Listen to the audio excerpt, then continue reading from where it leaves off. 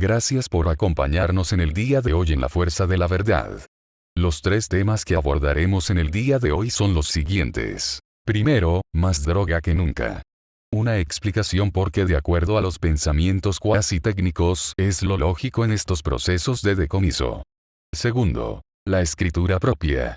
Explica la escritura que desde el año 1973 mantenemos como propia y que nos permite dejar por escrito nuestro pensamiento hacia la posteridad. Y tercero, la danza de la credibilidad. Cuenta la triste realidad de nuestro país, donde no se confía ni cree en nadie y hasta los técnicos están en ese mismo fango donde todo es posible, pero nada es creíble. A continuación nuestro contenido de hoy. Más droga que nunca. Julián Padilla. La proporcionalidad en los desencuentros calculados con los crecientes cargamentos de cocaína y otras drogas que pasan por el maravilloso puente natural y hub logístico predilecto de los carteles del Caribe, traen como consecuencia no solo el incremento sustancial de los éxitos del negocito, sino también de manera proporcional los necesarios decomisos, que dan muestras del compromiso de fachada de que se combate el flagelo. El cuento del combate siempre lo hemos descrito como la magia conveniente de los que se enriquecen rápidamente, aprovechando las oportunidades que los anillos del poder representan, y en combinación con elementos clave del sistema vigente, orquestado y efectivo para tales fines. Es toda una orquesta perfectamente afinada, la que realiza los conciertos simultáneos de la droga en los crecientes puntos estratégicos del país. Los rangos están involucrados, y todo el aparato de apoyo que da fuerzas y consistencia a las cadenas de valor del crimen organizado internacional, y que financia, como se sabe, múltiples candidaturas y cargos políticos en nuestros países bananeros, pues es parte del negocio. La partidocracia se ha convertido en partido mafia, y los carteles se visten de gala en el ambiente político, estando todos los partidos con posibilidades de poder, minados, adiestrados y comprometidos, en una frase pragmática de la ética situacional vigente. Hacer lo que haya que hacer, para llegar y mantenerse en el poder. Y como lograr éxito político implica mucho dinero, entonces no importa la fuente, porque lo que importa es llegar. Cuando participar con posibilidades de éxito en una candidatura a diputados cuesta al menos 60 millones de pesos en tierra de Machepa, es imposible que si esos recursos fueran propios y bien habidos, se tiren por la borda, salvo el caso de algunos ilusos, que empeñan hasta los calzoncillos, para luego sufrir traiciones y desengaños. Pero la gran mayoría, consiguen el dinero de cualquier fuente, y eso necesariamente incluye el fango predilecto del narcotráfico, el lavado, el testaferrato y el crimen organizado. Cuando recientemente leemos que en estos 5 años del cambio se han incautado más cargamentos de drogas que los que se lograron entre el 2005 y el 2020, necesariamente podemos irnos al criterio de la proporcionalidad y siendo tal vez algo más sabios, al principio de Pareto. Pero si nos detenemos por un momento en algunas medidas que se han tomado en el tiempo, que limitan la participación ciudadana en actividades nocturnas hasta las 2 de la madrugada por ejemplo, comprenderíamos el porqué del crecimiento. O si nos situamos en los escenarios probables para la operatividad del sistema que permite echar hacia adelante el negocito, podemos entender estos dos puntos del engranaje holístico del sistema. De esta manera, comprenderemos también el crecimiento económico y el milagro económico de la uva y del Caribe aún en tiempos de crisis regionales y hasta mundiales. Y hasta cómo nos atrevemos a apostar a duplicar el PIB para los próximos 10 años. Detengámonos por un momento en estos elementos últimos para entender o refrescar el entendimiento y que puede justificar o explicar estos fenómenos. La opacidad de los procesos es vital, y jamás se transparenta el impacto del crecimiento económico y su relación estrecha con el lavado de dinero provenientes de múltiples fangos especializados. Pero suma, como sumará la formalización de los más pequeños, aunque al hacerlo se hagan más pobres. Pero se me ocurre, ¿por qué no formalizar los puntos de venta de drogas en el país y que también paguen impuestos? Así estaríamos parejos. Lo otro que tampoco se transparenta, son los códigos que los anillos de poder, sobre todo los uniformados en combinación con los carteles utilizan, para lograr eventualmente dos cosas. Que pasen al menos el 85% de los cargamentos y se puedan atrapar en número, el 15% de los mismos, pero que representen los valores más bajos. Las excusas fundamentales desaparecen, con la instrucción de hacer cualquier cosa mientras los bultos caen y se recogen para proseguir la ruta de éxito. Esto es parte de las combinaciones efectivas en esa logística de la seda caribeña. La famosa medida que data desde la era de los 20 años morados, cierre de los negocios de bebidas a partir de las 2 de la mañana. Justificado al menos discretamente, por la naturaleza del crimen organizado, que a partir de esa hora ha operado a toda capacidad y por ende, no se garantiza seguridad ciudadana a nadie.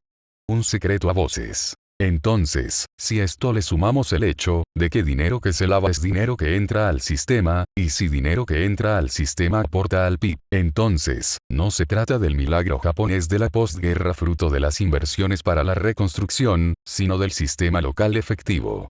Prácticamente un centro de excelencia para estos carteles, que dejan también sus boronas en territorio nacional y muchas veces inversiones, que crean trabajo mientras se construye y por lo tanto, agregan valor para el crecimiento económico. Vistos estos escenarios estratégicos y operativos hipotéticos de lo que significa el negocito en el país, se puede llegar fácilmente a una breve conclusión. Que si bien es cierto que se han requerido más acciones para la captura de cargamentos, no menos cierto es que con creces ha aumentado el número y volumen de cargamentos, que logran su objetivo en su camino estratégico internacional. Queda entonces claro, que a mayor cantidad de decomisos, mayor circulación y desarrollo de la actividad narcótica en el país y con el escenario criminal de la confabulación, amarrada a un sistema que funciona y que lleva riquezas a los actores clave del mismo. Seguimos con ustedes con nuestro segundo tema en el día de hoy 28 de octubre de 2025. La escritura propia.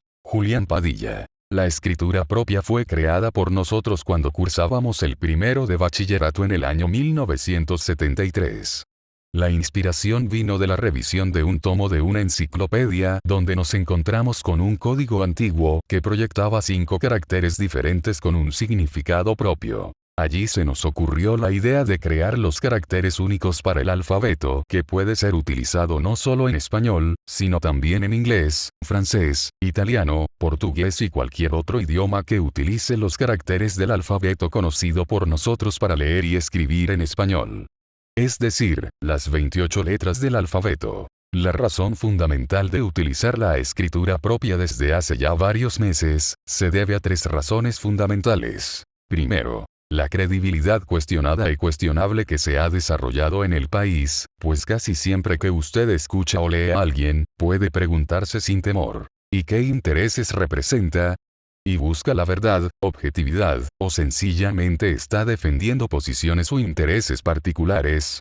Por esa razón, la escritura propia le permite a usted crear, aunque sea mentalmente, su propio contenido, análisis, impresión o arribar a sus propias conclusiones, solo partiendo de los hechos, que se muestran en el título de los escritos. Títulos que también podrían estar escritos utilizando los caracteres de la escritura propia.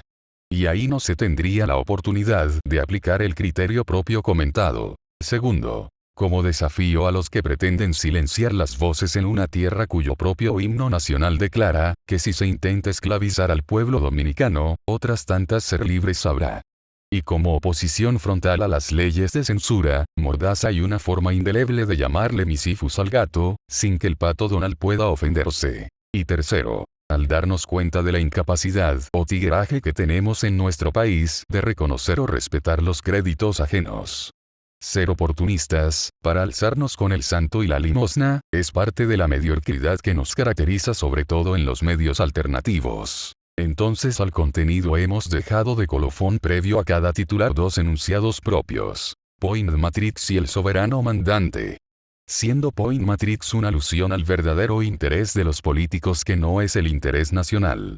Y el soberano mandante, el pueblo dominicano que está despertando, y que finalmente retomará el poder que legítimamente le pertenece y que los políticos han secuestrado, llamándole falsamente democracia. Algo que hemos hecho coincidir con frecuencia, es llevar al podcast La Fuerza de la Verdad, los comentarios ampliados, de los temas que dejamos escritos en la escritura propia, el cual podrá en algún momento ser revelado. Porque así como se dejan páginas en blanco para explicar crímenes de Estado, podemos dejar estos escritos en códigos y que en la posteridad, alguien decida quemarlos o darles la conversión para que puedan ser interpretados. Sin embargo, es interesante poder desahogarse diciendo no solo lo que pensamos, sino lo que sentimos en lenguaje coloquial muchas veces, sin tener la necesidad de cuidarnos, porque algún delincuente civil o uniformado, político o pendejo, funcionario o estúpido pueda ofenderse. La chispa inspiradora de cada tema surge de las mismas fuentes y fluye a través de una cosmovisión coherente, que intenta basarse en valores y principios. Al fin y al cabo no somos nuestros pensamientos, sino quien piensa, y ejercer el pensamiento crítico cuando ni siquiera la IA puede saber lo que escribimos nos da un empuje vital. Entonces el desafío es global. Es como decir, ven que todo lo sabes como nuevo Dios del universo, y dime qué digo en estos versos. El proceso de selección de temas que comento utilizando la escritura propia es el mismo. De hecho, los títulos, las fechas y el autor siempre aparecen en español. La idea es, que la persona que lo recibe por el título, pueda pensar en el probable contenido, pues normalmente el título hace referencia a situaciones o hechos concretos. Y si la persona que lo lee le interesa lo que sucede en Quisqueya, de inmediato tendrá su propia opinión sobre el tema en cuestión y hasta sus propias conclusiones. La escritura propia es un nombre provisional que hemos elegido para este proceso comunicacional incompleto, ya que hasta el emisor debe realizar un esfuerzo para saber lo que escribió. Ya que escribe los contenidos no con el deseo de volverlos a leer, sino de dejar las cosas por escrito. Se trata de comentarios breves de máximo una página. En algunas ocasiones utiliza los números ordinarios o romanos, aunque casi siempre cuando se refiere a un número lo escribe en letras. El papel donde se escribe casi siempre es del tipo rayado, pues de esta forma se puede mantener la consistencia en la escritura, y con ello seguir una línea uniforme con el mínimo de distorsiones. La escritura propia tendrá en su momento un nombre propio y de alguna manera podría evolucionar para agregar algún tipo de sonido a las letras y a las palabras formadas para la pronunciación. Esto, aunque parezca una locura, de repente podría tener la aproximación a un nuevo lenguaje o dialecto con alguna disponibilidad. Mientras tanto, acumulamos estos manuscritos y compartimos los más relevantes para que el receptor realice sus propias impresiones de los temas sugeridos. Gracias por seguir con nosotros en La Fuerza de la Verdad. A continuación, nuestro tercer tema en el día de hoy. La danza de la credibilidad. Julián Padilla. Cuando el mar está en calma, cualquier capitán es bueno, que viene de la expresión reconocida. Un mar en calma nunca hizo un marinero experto. Nos sirve de escalón para abordar el tema de la credibilidad en función de la dualidad entre lo técnico y lo político. Es llamativo ver cómo el interés político, que luce distanciarse cada vez más del interés nacional, manipula las informaciones que se ofrecen al público, haciéndose acompañar de comisionistas de organismos internacionales, que apoyan a cambio de sobornos, los conceptos que se quieren implementar. La opinión que debería ser supuestamente experta, queda entonces salpicada y desacreditada por las coimas y el interés económico personal de personas que localmente patrocinan proyectos, medidas, leyes, que convienen a su enriquecimiento personal y de sus patrocinadores. Abordar los problemas nacionales olvidándonos del diagnóstico que proviene de un enfoque técnico, para situarse exclusivamente en el interés de los que aportan supuestas soluciones, han demostrado hasta el cansancio su divorcio de la solución real de los problemas, sino como abrazan el formato de sacar provecho personal en los procesos de contrataciones y ejecución de las obras. El enfoque político, que implementó primero la gestión morada, ha sido superada con creces por la gestión del cambio. Pero con una diferencia abismal en términos de la materialización de proyectos que puedan ser identificadas, completadas y utilizadas con calidad adecuadas. Estamos hablando del famoso crecimiento con endeudamiento, del uso de las tarjetas de solidaridad y de bonos cualquier cosa, idea que viene de los Lula y su deseo de monarquía, la corrupción rampante que no sé hasta dónde se va a llegar. La manipulación del Consejo Nacional de la Magistratura. La imposición de los plenos de la Cámara de Cuentas, Defensor del Pueblo, Suprema Corte de Justicia, Junta Central Electoral y hasta el mismo Tribunal Constitucional, partiendo del mismo pacto de las corbatas azules. Y una manipulación mediática sobreestimada y sobrepagada, para manipular a mansalva la conciencia nacional. El apego irrestricto a la Agenda 2030 y a los objetivos de desarrollo sostenibles, que solapan la entrega de nuestra soberanía y que ocultan los pactos migratorios y de refugiados, aun a sabiendas de la progresiva invasión de ilegales en el país y el deterioro de nuestro presupuesto. El intentar cada vez deteriorar la calidad de vida de la gente, buscando más recursos, amenazando con impuestos para imponer entonces más endeudamientos y continuar con el saqueo del erario por cualquiera de las dos vertientes. La utilización como burla de opiniones compradas, de técnicos políticos, y de comisionistas y lobistas que logran el apoyo unilateral de organismos internacionales y supranacionales. Y lo más dañino y grave, la traición sostenida y profunda de la soberanía nacional. Lo vivido en los últimos 25 años muestra cómo la partidocracia gobernante ha estado utilizando los mismos métodos y solo le queda a los grupos que acceden al poder, utilizar la frase, para que la cruz vaya a mi casa, que vaya a la ajena, porque definitivamente, el sol no sale para todos. Así las cosas, ¿cómo poder confiar en las supuestas opiniones de expertos y con qué grado de credibilidad se podría contar con cualquiera de las soluciones que plantea una iglesia siempre en manos de Lutero? Pero lo que debería ayudar a tener un balance para una cadencia más razonable en esta danza entre lo técnico y lo político, para hacer que las medidas, decisiones, leyes, proyectos finalmente beneficien el interés nacional, es un valor extinguido o en extinción, la ética. ¿Qué sería lo correcto en el momento de decidir qué hacer? ¿Lo técnico, lo político, los negocios personales o el interés nacional? Al parecer, todos estos elementos tienen un impacto decisivo, excepto el interés nacional, que solo se utiliza como plataforma, para crear o agrandar problemas que le afectan al país y luego imponer supuestas soluciones, que solo buscan esos beneficios personales.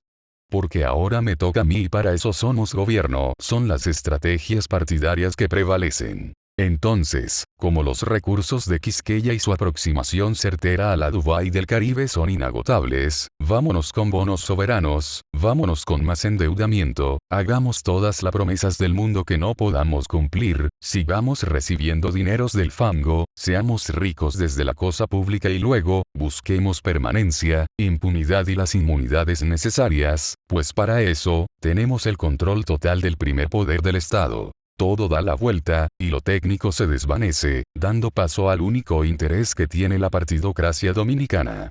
El poder para más de lo mismo, y para que continúe la corrupción, el enriquecimiento ilícito, la malversación de fondos, los abusos de autoridad, y el robo de las arcas del Estado mientras se puede ser gobierno. Pero ¿cómo podemos no solo camuflar lo mal hecho, sino también blindarnos? Nos aseguramos de apoyar a nuestros sucesores, de manera tal que solo aquellos chivos expiatorios sean señalados y enjuiciados en un nuevo gobierno, claro, sabiéndose de antemano que el bajadero también queda instalado y al final, se puede cantar la canción popular. Felices los cuatro.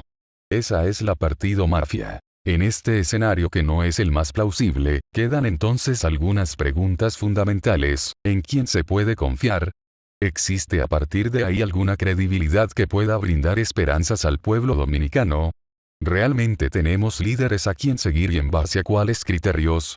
Al parecer cabe otra frase al final de este escrito y que también luce ser lapidaria. La suerte está echada. Gracias por habernos acompañado en el día de hoy con los comentarios de la Fuerza de la Verdad. Y no te olvides. Acuérdate de tu Creador ahora que eres joven, no esperes los días en que ya no sientas placer vivirlos.